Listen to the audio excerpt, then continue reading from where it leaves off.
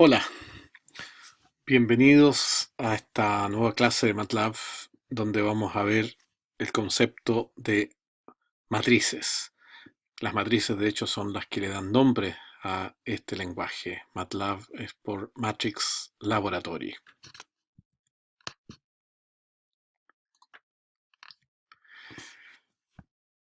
Lo que nosotros llamamos una matriz es un rectángulo de números.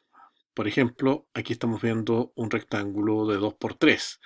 Eso quiere decir que tiene dos filas y tres columnas. La primera fila contiene los números 5, 3 y menos 1.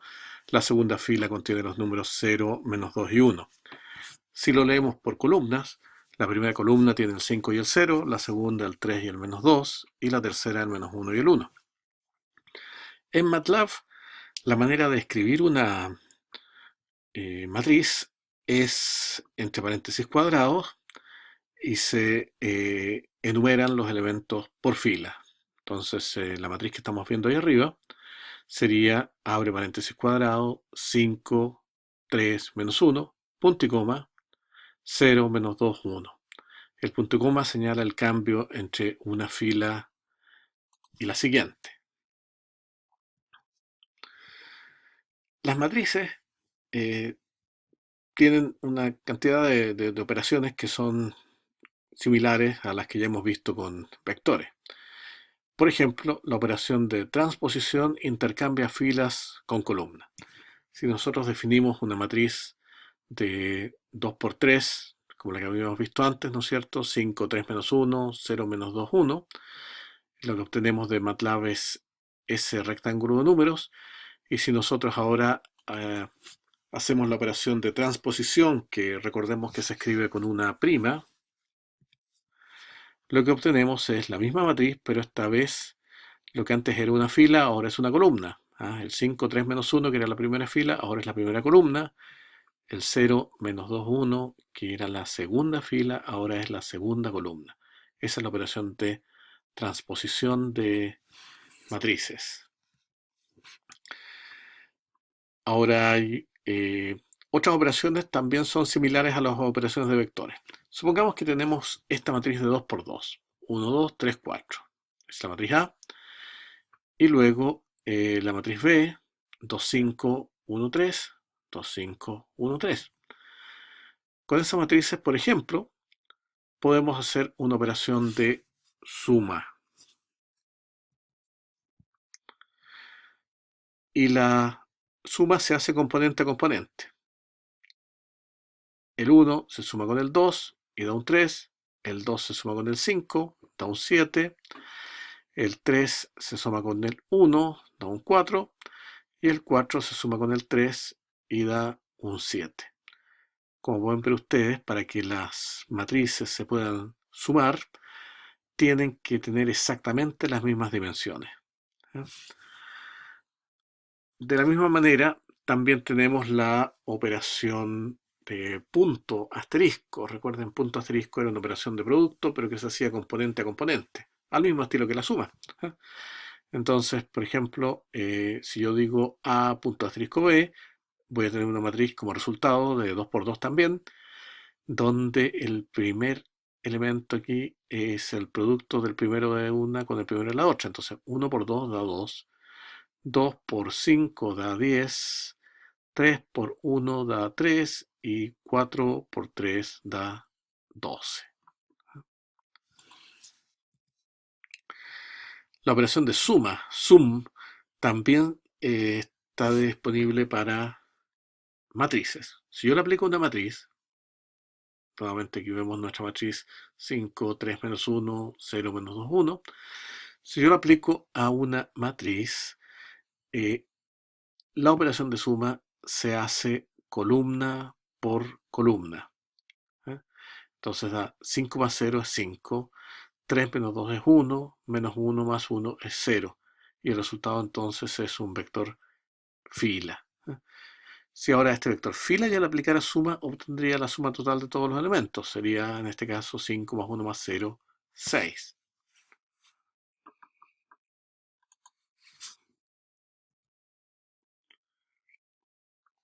Ahora, los elementos individuales que componen una matriz se pueden accesar con una notación como la siguiente.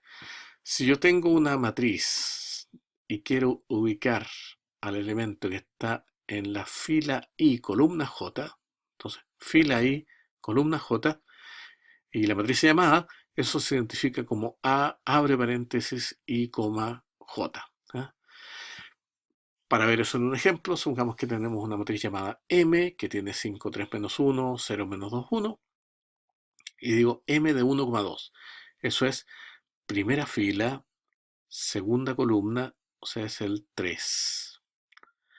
M de 2,3, segunda fila, tercera columna, es el 1.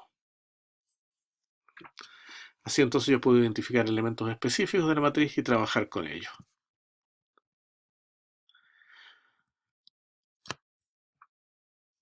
Hay algunas matrices que, como aparecen con mucha frecuencia, hay operadores especiales en MATLAB para construirlas.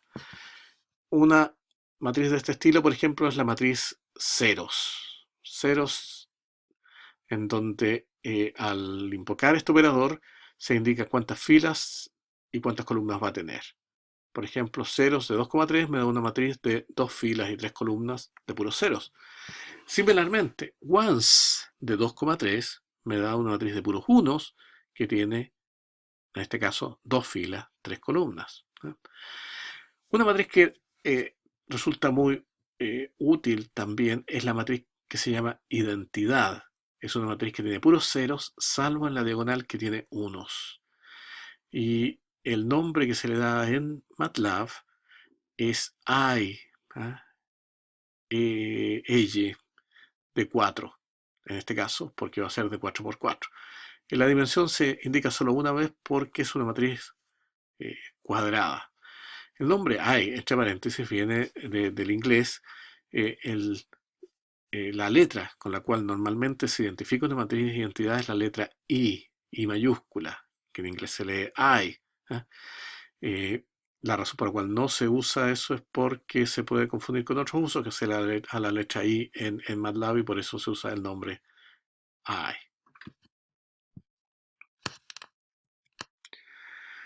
Vamos a ver ahora una aplicación bien interesante.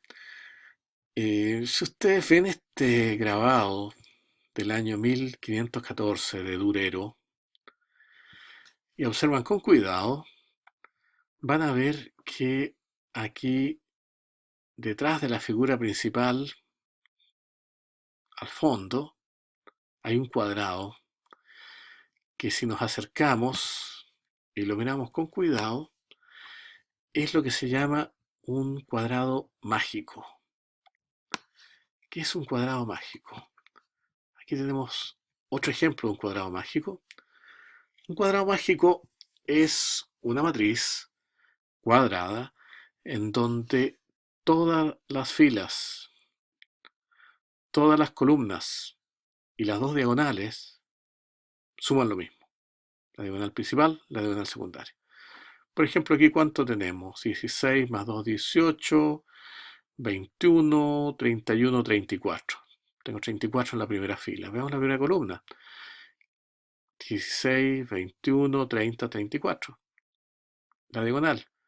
16, 27, 33, 34. Y así sucesivamente. ¿Ah? Esas operaciones las podemos hacer con MATLAB, de hecho. ¿Ah? Si yo digo sum de A, eso me va a dar el vector fila de cada una de las columnas. Suma por abajo, suma por abajo, suma por abajo, suma por abajo. Y da 34, 34, 34. Si yo quiero sumar por filas, el operador sum no me suma por filas, me suma por columna. Pero es muy fácil, porque es cosa que yo diga suma de A'. Recordemos que A' es la transposición de la matriz. Entonces lo que eran filas, ahora se vuelven columnas. Y al aplicarle sum, obtengo entonces la suma de las filas. 34, 34 y 34. Ahora, si yo quiero sumar la diagonal, si tengo una matriz A y digo diag de A, lo que eso me da es el vector de los elementos que están en la diagonal. En este caso, 16, 11, 6, 1. De modo que ahora, si yo digo sum de diag de A, tengo nuevamente 34, la suma de la diagonal. Finalmente, para sumar la diagonal secundaria, que también suma 34, no tengo un operador que me permita hacerlo, pero sí tengo un operador que se llama flip LR, que me intercambia izquierda con derecha. Entonces hace una rotación en espejo de la matriz. Lo que era izquierda pasa a ser derecha, y ahora si yo tomo diagonal de eso, lo que resulta es lo que antes era la diagonal secundaria, que se ha vuelto diagonal principal a través de este flip. Y si le aplico la suma, nuevamente 34. Ahora en MATLAB hay un operador magic, que si yo le doy el tamaño, me construye un cuadrado mágico de ese tamaño. ¿Ah? Eso es algo que está disponible en MATLAB. Entonces lo que vamos a ver ahora es cómo nosotros podemos construir un cuadrado mágico. Y hay un algoritmo que funciona cuando un cuadrado mágico es de tamaño impar. El algoritmo es el siguiente. Se pone un 1 al centro de la primera fila. Y luego en cada paso uno se mueve diagonalmente hacia arriba y a la derecha. O sea, diagonal hacia arriba y a la derecha.